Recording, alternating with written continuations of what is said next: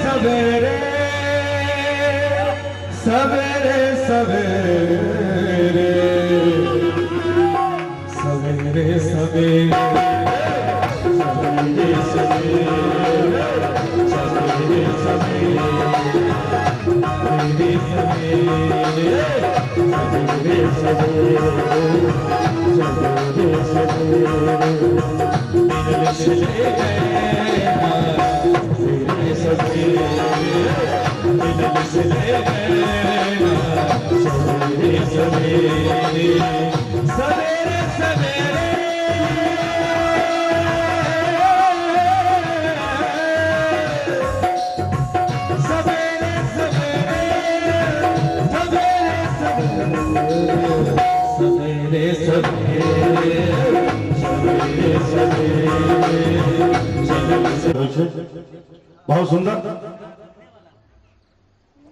चेहरा पर 4 बज रहा है क्या? अच्छा और समाज श्रोता